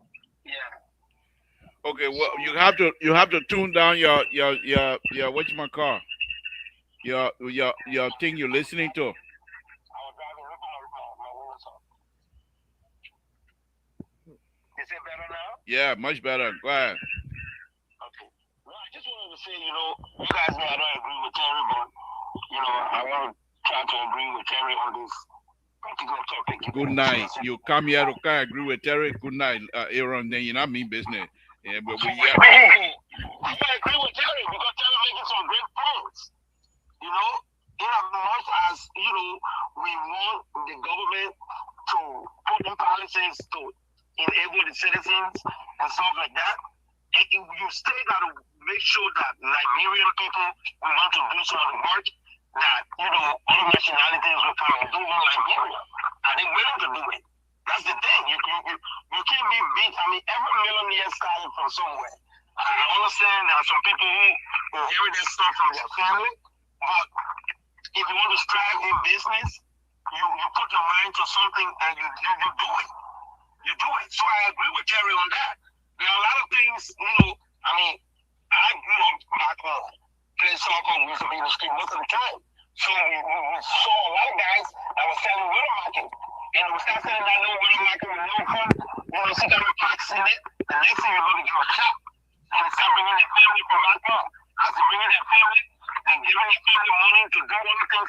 and things like that. So we Liberian, can we do that? We don't even need to support each other. You know, we don't even need to support each other. I mean, I listened to Mr. Malley and my boy Keto talking about, you know, the government will push criminal measures now and things like that. We live in America here. Okay, hey, in as much as you want immigration policy to tell you the way to get to your citizenship, you can't say you don't want no foreigner in your country. You can't say you don't want, immigrants in your country. You can't do that. You know, you can't do that. You can't just close your border to everybody. You know, and last but not the least, Mr. Mali, I mean, in order for us to leave the dual currency policy, to say we're going to use the Liberian dollar, we're going to be able to equitably, use our resources. Meaning, the resources that we gather, it shouldn't be going in few people's pocket. It should go within the economy. That's for the resources to be able to back the money. If the resources cannot back the money, there's no way you can say you not use the US dollar. Every businessman that comes to Nigeria use US dollar to buy his stuff. So how are you going to say you're just going to forget about US dollar? It's not possible. You cannot take it from the market. If you take it from the market, the economy will collapse. Thank you. Thank you. You come here tonight, okay? I agree with Terry. You mean business tonight. Thank you. Bye. All right, guys, let's go ahead and wrap it up. Walter Carter, go ahead and finish your statement, and then we can wrap it up. So like I was saying, I didn't really get Poplar everything he said, but so look, Bro, I pretty much disagree with you and Dr. Mali. Yeah, I heard that. He said he agree with Terry. That he means agree with Terry. if Bro can be on the side of Terry tonight, that means CDC it's going to be a formidable opponent because they're getting smart. But Liberal, don't forget, Bro, he's one of the agents who support business as usual. Don't forget that. So this the thing with Liberal. This the thing, right? We're not saying for Liberians to be strong, for Liberia not to be lazy. I mean, for Liberia to be lazy. No, we don't want all that. What we want is the system should be set, enforced in ways that it will benefit our people. Once the system is put in place, the people will follow. Right now in Liberia, the government said no protestation. When they go on the street, they whip people, everybody go home, they recall. So you went to Waterside Market, you tell the people, say, you're not selling on the side where you go in the market. The government put security and they enforce it. People will sell in the market. They will not come on the road. Thank you. When you try, I'm gonna ask you now. Keep talking, but you will turn it into a wrapping. Now you got 1 minute to wrap it up, so we can go to the next person, please. Yeah. 1 minute, please. So in all aspects of the country, from the extra industry, the bigger investment in the country, the bigger investment not even benefit the government. Like, for example, the bigger investments, do they really benefit the people? Let's be honest here. What Blanco did for Nima County? Now what Salamita doing for Nima County? Zero. Bomb mines. What Bomb mine did for Bomb mine? Look at the place they call Bomb mine. I live in Bomb mine. Only that small concession area that the people have labeled or civilization small. When you leave the camp, finish. So you put your foot on the bus stop, you put it in Vanington, we'll stay in remote life. With the billions of dollars people are taking from inside in our company for Liberia, zero. This is what we're talking about, Terry. Firestone. Do you know how long it took for our people to start living in cells, sleeping in cells? Do you know how long it took? Since 1926. And the kind of money Firestone got from Liberia, the government were not able to prevail on Firestone to even open one rubber producing factory in the country. Today, or Indian man got to come and start to say you want to produce rubber, and the politics were playing inside. It's to make up in your mind. It's not a small thing we're talking about. When the government set the pace for the people, brother, the people will benefit.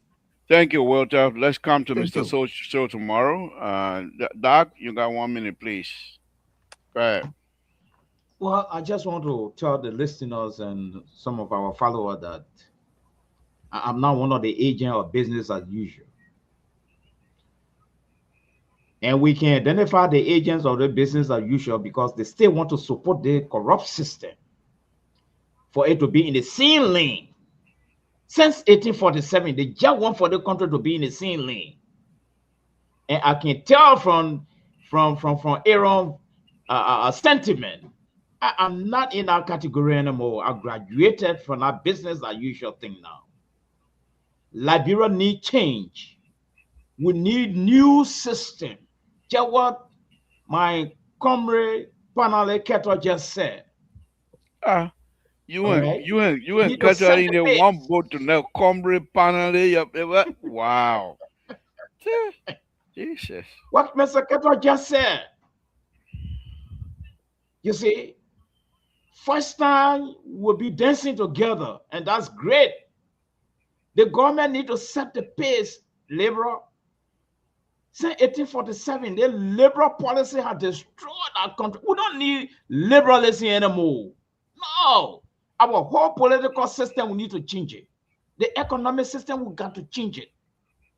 Right? When some of us went to school in Ghana, we supposed to work. The Ghanaian told us, keep your book. When you go home, you will work there. How many people telling Ghanaian, all you boy you brought from Ghana, hold on to it.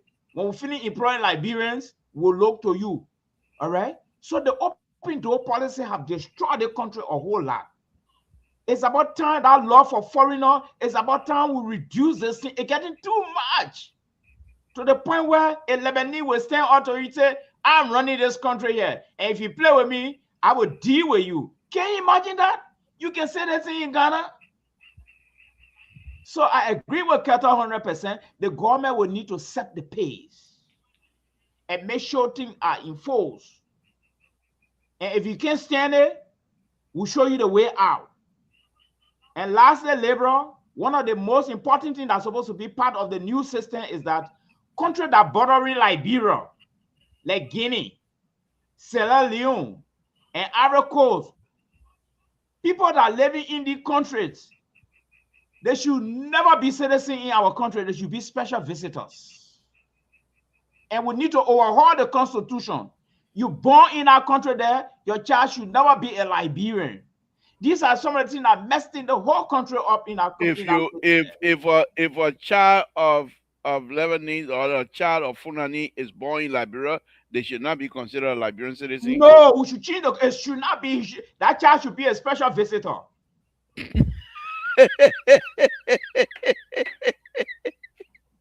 Dr. Mary. And that is part of the new system. Ooh, I don't know what. And besides that, and you say you're running for senator. You're running for senatorial position from Lofa County. Of course, but this is the new system we want. And besides that, if a Lebanese go in our country there, let's say a Fulanese, the Lebanese, they get a habit when they get to the airport, they bring their whole generation. The person that coming to invest, he's the only person who will enter the country. The rest, you put them on the plane and you send them right back. We don't want a lot of people occupying the space. We want the person that get the money that will help Liberians. Thank you.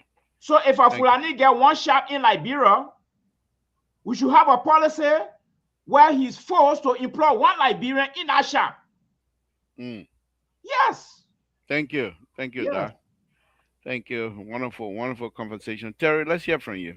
Take us home. Sherry, I feel sorry for I feel very sorry for the things that Dr. Mali is saying. It's very, very pathetic because you're living in a country that have given you status to be here, and you got educated here by the grace of God, and you working in the country, and then you saying that should not be extended to other people of different nationality. You see that? Because of the weakness of your own people, inability to take advantage of the opportunity, the natural opportunity that God has given us in our country. You don't blame foreigners for how many foreigners that you get in your country. And probably you may not be looking at the laws in Liberia. There is nobody that is not of a Negro descent can become citizen in Liberia. Your laws are very stringent. So no Lebanese man can become citizen in Liberia. No Lebanese person or no person of a white descent can own any property in Liberia. And they don't own property. That's why the Lebanese people only renting. All the properties that they got, they renting. Most of the things that they own, they can put it is in Liberians' name. So that Liberians selling the birthrights. You didn't hear the vice president last time when the vice president went. He said that there are some businesses they found out that those guys have registered the business by Liberians with Liberian name because the law forbids that. We have the law created so much opportunity for Liberians that we are not taking advantage of. These are some. Under the Liberian Investment Act of 2010, right, which is known to be the liberalization policy, there are certain businesses that foreigners cannot do in Liberia. One is selling sand, black making, peddling, small street or mobile selling, travel agencies, Yeah, but who's selling sand right retail. now? I give me China, They're not the Dr. Mali. Lebanese selling sand. They're not the Yeah, people Doc, Give selling me Doc, hold China, sand. on Dr. now. Mali. Hold on, Doc.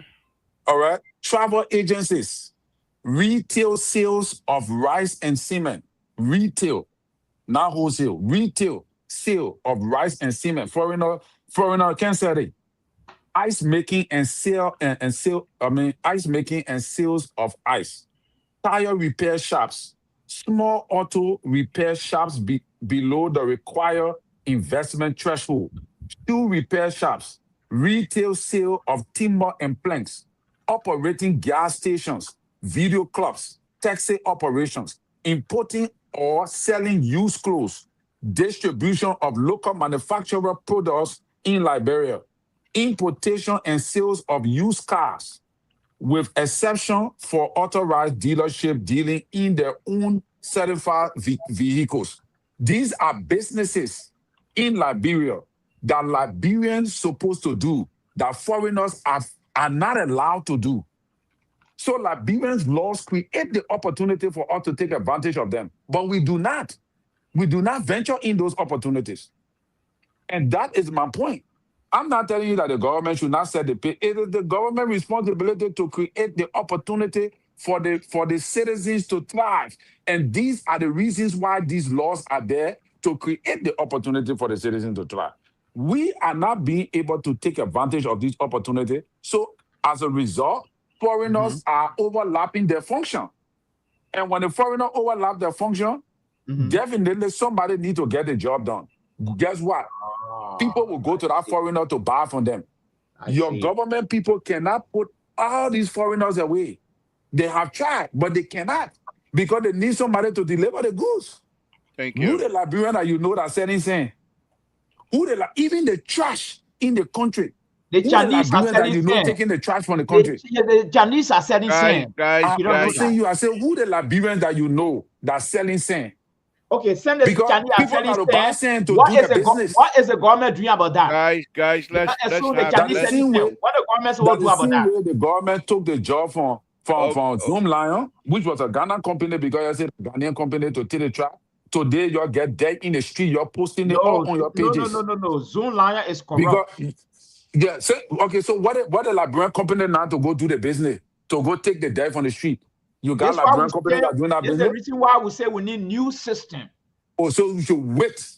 Why Wait other for what? people in other parts of the world advancing? We should wait for a Liberian to come Be to do be the job, right? patriotic. Be patriotic. We're not patriotic. That's the problem.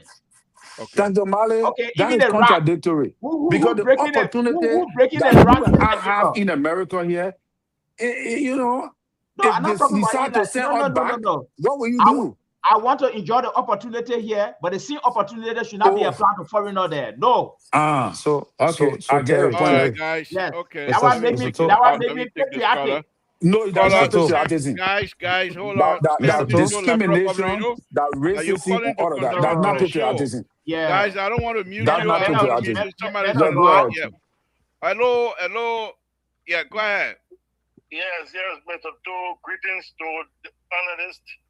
This is Kelly Lion. I'm calling from Fargo, North Dakota. Hey. Well, I would like to buttress Dr. Mali. Oh, It's I told you, CDC. Oh, that's it. This is a subject matter that I'm going to be discussing every night. Because for CDC to come on and be split like that, this is good. This is good. Let's hear from you. Thank you, Lion. You are my comrade. We Liberian, we should prioritize Liberian. We should prioritize our people. It be it whatsoever president, we are any other president. Look, we've been in those African countries. We saw how they treated us. We saw how they prioritize their citizens, their country. Even Senegal, you can be whatsoever person foreigner. You take a business in Senegal.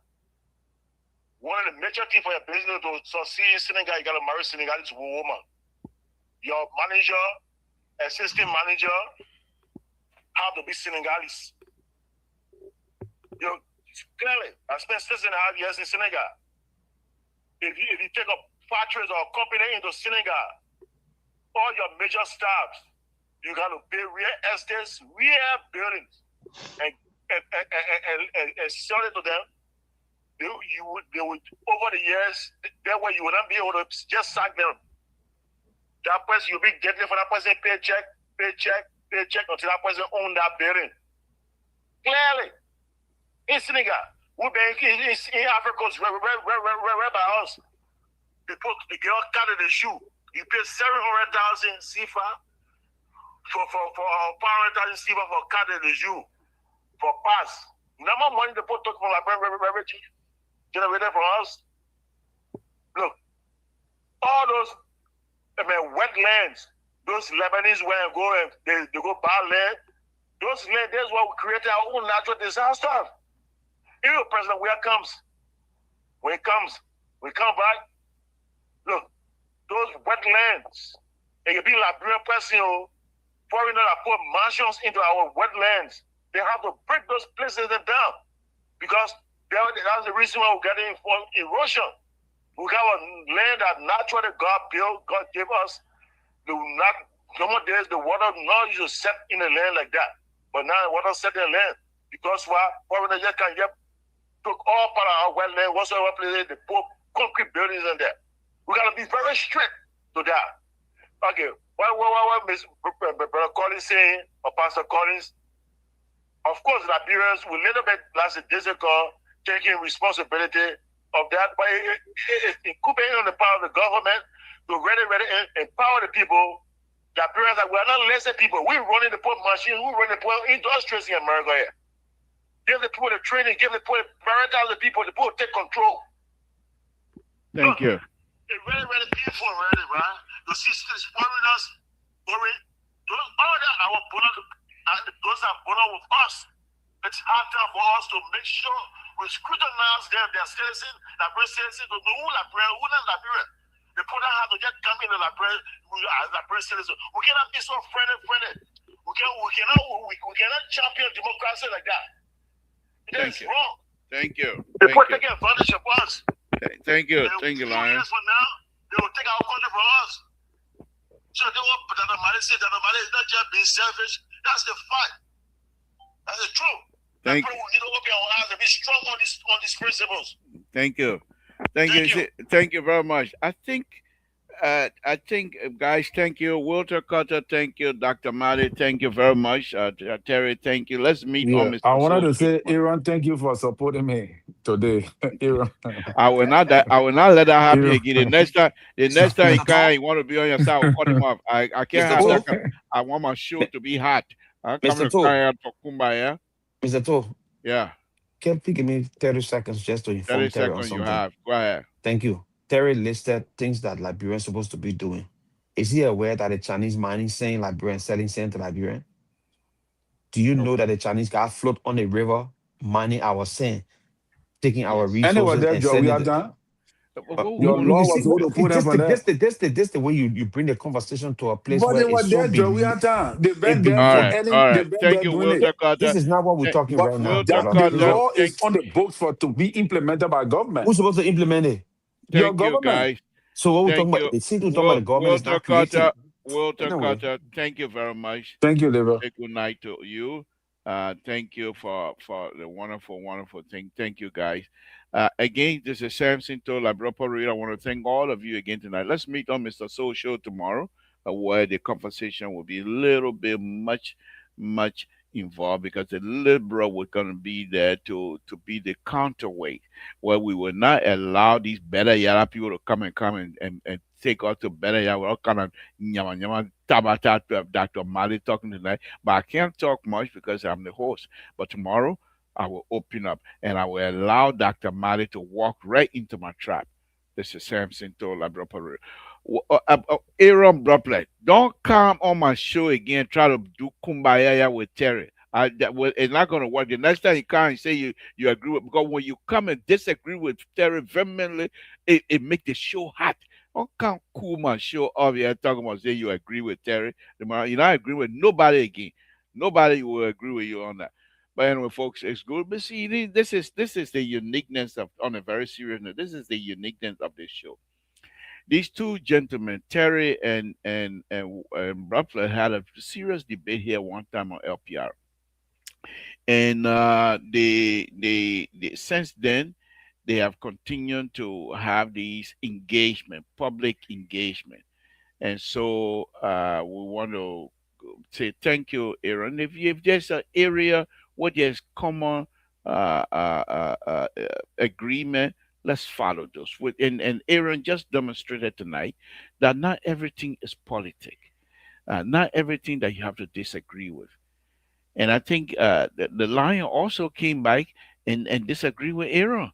So and they're both all hot-headed of sedition. This is what I'm talking about. When we have these kinds of conversation, it means the country is going somewhere. Because they're all young. They're not all like me. They're all young. And they have brilliant idea. So to have these young people engaging each other, agreeing to disagree, it's a wonderful thing and it's a healthy thing for our society. With that, I will say thank you all and good night to all of you. Good night, folks.